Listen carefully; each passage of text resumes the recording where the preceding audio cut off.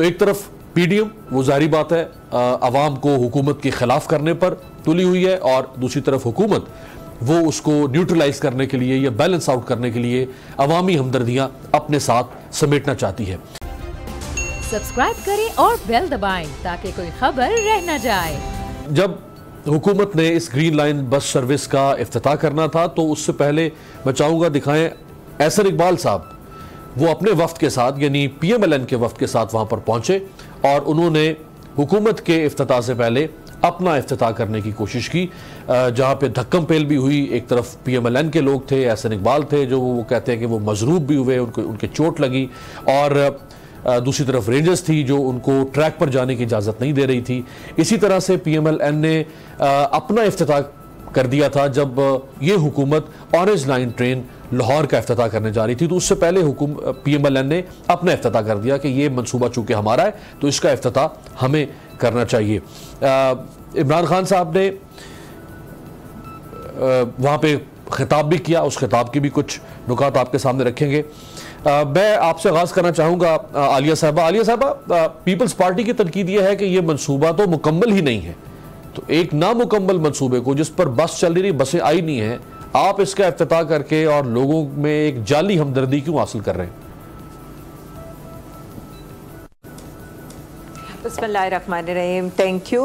मैं तो सिर्फ इतना कहूंगी कि पीपल्स पार्टी ना खुद कुछ करती है, और अगर कोई कर भी रहा हो ना तो उनकी राह में रोड़े अटकाती है। क्रेडिट तो हम उन्हें यही देंगे कि हमें काम करने थे, सिर्फ रोड़े ना अटकाए। वफाक पैसे तो दे रही है, काम भी कर लेगी खुद ही, बिल्कुल इसी तरह से जैसे फायर ब्रिगेड हमने उनको दिया, ग्रीन लाइन इनके तहत 80 बसेस हमने उनको दिए। सवाल तो उनसे आपको ये पूछना चाहिए था कि आपने ये जो ऑरेंज लाइन तैयार करनी थी 2016 से उसकी इनॉग्रेशन हुई है, उससे भी पहले, और ग्रीन लाइन की तो उससे भी पहले इनॉग्रेशन हुई है, और ये सिर्फ 3.8 किलोमीटर की है लाइन, वो ये तक नहीं बिछा पाए हैं। और इन्हें हुकूमत ने कहा था और इनको तभी फंड्स दे दिए गए थे, ये जो जनवरी 2021 है, और आज आप ये देख लें कि 2021 खत्म होने को है, तब तक ये ना ऑरेंज लाइन कंप्लीट कर पा रहे हैं ना, और ग्रीन लाइन में भी बसेस हमला कर दे रहे हैं। आपको याद होगा इनके वजीर ट्रांसपोर्ट जो 2017 में कह रहे थे 6000 बसेस अभी आई की आई, फिर 2018 में ही कह रहे थे 2000 बसेस आई, फिर 2019 में उनकी कोई 1000 बस आनी थी, और अभी तक उनकी एक भी बस नहीं पहुंची। तो इसलिए खुदारा उनको तो ये कहना चाहिए कि आप प्लीज हुकूमत जो कर रही है, क्योंकि नाले भी हमने साफ करने हैं, गलियां भी हमने पक्की करनी है, वैक्सीन भी हमने इनको देनी है, एम्बुलेंसेज भी हमने इनको प्रोवाइड करनी है, और यहां पर आप ये देख ले कि बस फायर ब्रिगेड, अब तो हमें ये लग रहा है कि वाकई 18वीं तरमीम के बाद, और जो आज इन्होंने लोकल बॉडी बिल का हाल किया, और जिस तरह से मतलब बार बार मैं ये कहूंगी कि बिलावल जरदारी साहब को खुद भी कुछ पढ़ लेना चाहिए। वो आकर प्रेस कॉन्फ्रेंस करते हैं और कहते हैं कि जी हमने तो सब कुछ डिवॉल्व कर दिया। उन्हें ये बताने की जरूरत है कि ना हेल्थ, ना तालीम, ना पुलिस, आपने कुछ भी लोकल बॉडी को डिवॉल्व नहीं किया है। और 18वीं तरमीम का जो आप ढोल पीटते हैं और 18वीं तरमीम को सिर्फ आप NFC के लिए इस्तेमाल करना चाहते हैं, तो उनके बताने के लिए सिर्फ इतना है कि उनकी 18वीं तरमीम की जो रूह एंड स्पिरिट है वो ये है कि आपने डिवॉल्व करना है to the local body, to the गली मोहल्ले तक इस चीज को। और आज उन्होंने ये साबित कर दिया है कि उन्होंने जो कॉन्स्टिट्यूशन जिसका पीपल्स पार्टी क्रेडिट लेती थी नाना भुट्टो का, आज उसकी रूह को भी उन्होंने मस्त कर दिया। PMLN की तरफ यहाँ पे मैं एक सवाल आपसे और सप्लीमेंट्री क्वेश्चन करके आप फिर आगे बढ़ता हूँ।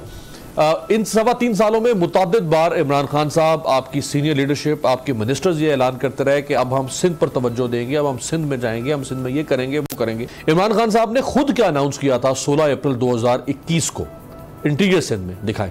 तो आलिया साहब ये 10 आज हम 11 दिसंबर पे खड़े हैं, ये 16 अप्रैल का 8 महीने गुजर गए, 440 अरब रुपए अगर किसी जगह पर लग रहे हों तो वो तो मरीख में बैठे हुए इंसान को भी नजर आ जाएंगे। तो प्राइम मिनिस्टर ने कहा था 1 महीने में सब कुछ नजर आ जाएगा, 8 महीने में तो नजर नहीं आया इंटीरियर सिंध में। आमिर साहब, मैं लॉजिकली आपको जवाब दे देती हूँ। हमारी हुकूमत आने के बाद, वैसे तो इनकी जब से हुकूमत है 6000 अरब रुपया सारा कुछ फेडरल हुकूमत दे चुकी है, और यही तो हमारा इनके साथ जिसे कहना कि अगर इनके हाथ में कुछ चला जाए तो उसके बाद तो आप वो ये समझे कि वो तो बिलावल हाउस के जो है ना किटी पार्टीज में ही चला जाएगा। हमारी हुकूमत सिर्फ आने के बाद 2018 से ऑनवर्ड्स में बात करी हूँ, 2018-19 में हमने इनको कोई 820 अरब रुपया दिया, 2020 के अंदर हमने इनको 842 अरब रुपया दिया, और 2021 के अंदर हमने इनको तकरीबन कोई 980 अरब रुपया दिया है।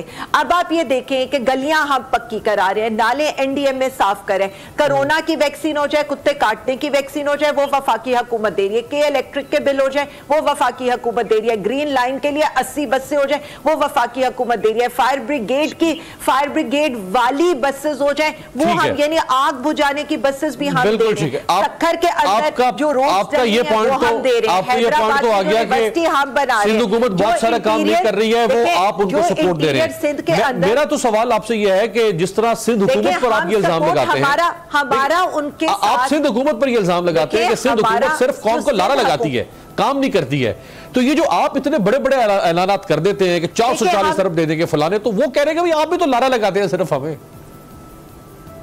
मैं यही तो आपको अब बता रही हूं कि मैं सारी डिटेल्स अगर आपको बताऊं कि कहां हमने एक एक प्रोजेक्ट के ऊपर कितने अरब रुपया सिर्फ पिछले एक साल के अंदर खर्च किया है, मैं आपको अगले सेगमेंट के अंदर पूरी रिपोर्ट दे देती हूं कि कहां कितने अरब किस प्रोजेक्ट पर हुए। बट सबसे इंटरेस्टिंग बात यह है कि हमारा यही तो इनके साथ हम बात कर रहे हैं कि जब सब कुछ वफाकी हुकूमत ने करना है तो ये पैसे आपने कहां खर्च किए हैं, जब आपके स्कूलों में, आपके अस्पतालों में गड्ढे बने हुए हैं, आपके पास स्कूल नहीं है। शहादत अवान साहब के पास लेकर जाता हूं, शहादत अवान साहब वो ये फरमा रही है कि अगर सारा काम हमने ही करना है तो फिर आपको क्यों रखा है भाई? आपको जितना टाइम इनको दिया, प्लीज मेरी बात भी सुनिएगा। पहली बात तो ये है कि मोहतरमा ने जो कुछ बातें की हैं, ये पीटीआई वाले एक रट्टी रटाई जो स्पीच लेके आ जाते हैं, इनके पास सिवाय झूठे नारों के अलावा और कोई बात तो है नहीं, या अगर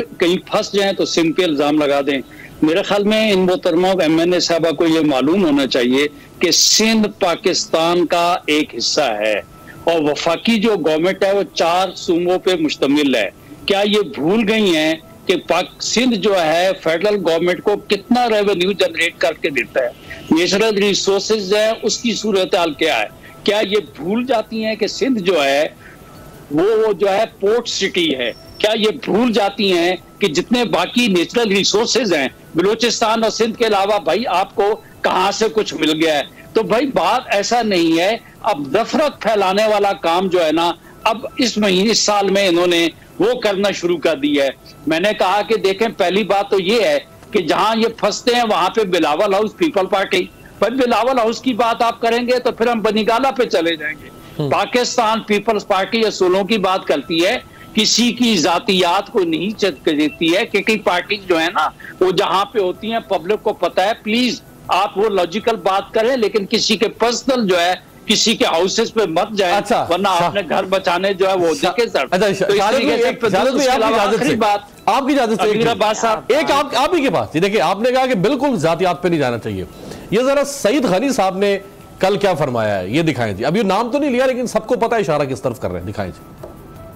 अब शहादत साहब देखे नाम नहीं लिया लेकिन सब बता दिया उन्होंने इशारा बिल्कुल। मैं भी अमीर अब्बास साहब मैं भी नाम नहीं लूंगा, और मेरा जो जवाब था वो तो तकरीबन आपने दे दिया कि भाई आप सिंध में कितनी दफा आए, कितनी मरतबा आपने 1100 अरब जो है वो सिंध को दिया, वो कैलकुलेट कर लें। और ये भी जवाब आप ही ने दे दिया है भाई कि जो आप जो है जो कुछ सिंध में कर रहे हैं वो दिखा दें कि आप कहाँ पे कर रहे हैं।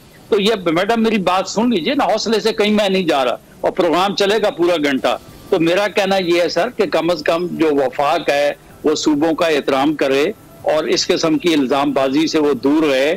जो सूबे इनको फंड जनरेट करके दे रहे हैं ये हमारी हुकूमत है, किसी पार्टी की हुकूमत नहीं है, पाकिस्तान की गवर्नमेंट है। और लोगों के साथ इंसाफ होना चाहिए। जो जेन्युइन मसले मसाइल है उनकी तरफ तो ये गवर्नमेंट आती नहीं है। ये तो नहीं देखती है कि खुद इन लोगों की अपनी नाअहली क्या है, करप्शन क्या है, बेरोजगारी के सूरत हाल क्या, अफरात ज़र कहाँ पे जा रही है। और हालत तो ये है कि असद उमर साहब कहते हैं कि हालात ठीक होने के लिए 15 साल लगेंगे, और शौकत तरीन साहब कहते हैं सर अभी तो महंगाई और होने वाली है। बात यह है कि जहां पर इनका सिस्टम देख लें, IG तब्दील, फाइनेंस मिनिस्टर तब्दील, फाइनेंस सेक्रेटरी जो है वो सारे के सारे तब्दील, चीनी, आटा, पेट्रोल, बाकी चीजें कहाँ, आवाम, गरीब आवाम मरे जा रही है, उस तरफ तो कोई देखता नहीं है।